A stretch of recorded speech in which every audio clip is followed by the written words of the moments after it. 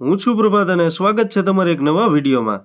તો આજના વિડીયોમાં તમને એસબીઆઈની સિનિયર સિટીઝન એફડી સ્કીમ વિશે જણાવીશ। તો એસબીઆઈની સિનિયર સિટીઝન એફડી યોજના એવા બુઝુર્ગો માટે છે જે સુરક્ષિત અને મહિને સ્થિર આવક મેળવવા માંગતા હોય। મિત્રો, આ યોજનાને શેર માર્કેટને કાંઈ લેવા દેવા નથી, એટલે શેર માર્કેટનું જોખમ રહેતું નથી।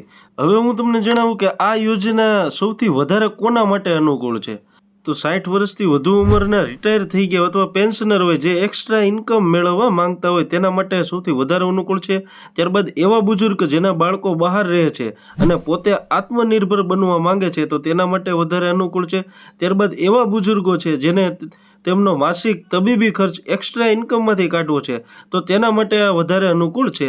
હવે મિત્રો, હું તમને એ જણાવું કે આ યોજનાનો લાભ કોણ લઈ શકે। તો જેની ઉંમર 60 વર્ષ તેથી વધારે છે તેને આ યોજનાનો લાભ મળશે। ત્યારબાદ વ્યાજદર મિત્રો સામાન્ય ગ્રાહકો કરતાં સિનિયર સિટીઝનને 0.50% વધારે આપવામાં આવશે। ત્યારબાદ મિત્રો સમયગાળો શું રહેશે એફડીનો, તો 7 દિવસથી લઈ અને 10 વર્ષ સુધીનો સમયગાળો તમે પસંદ કરી શકો છો।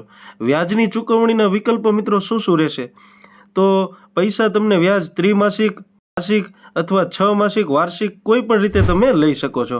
મિત્રો, વિડીયો પૂરો જોજો, જરા પણ સ્કીપ ના કરતા। આગળ હું તમને કેલ્ક્યુલેશન કરીને જણાવીશ કે આપણે કેટલા મૂકવાથી એફડીમાં મૂકવાથી આપણને કેટલું રિટર્ન મળશે।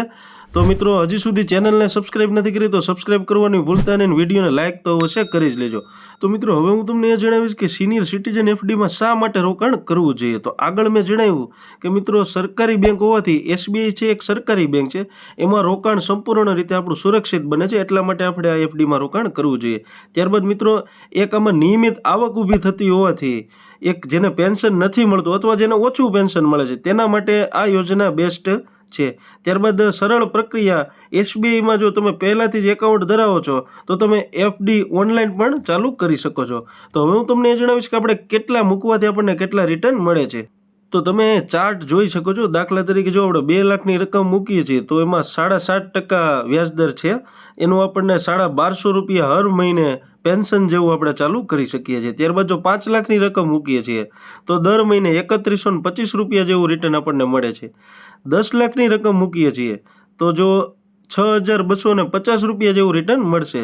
એવી જ રીતના આપણે 20 લાખની રકમ મૂકીએ છીએ તો દર મહિને આપણે 12500 રૂપિયાની આવક ઊભી કરી શકીએ છીએ। એવી જ રીતના જો તમે 30 લાખની એફડી કરાવો છો તો 18750 રૂપિયા જેવું તમે ઇન્કમ ઊભી કરી શકો છો।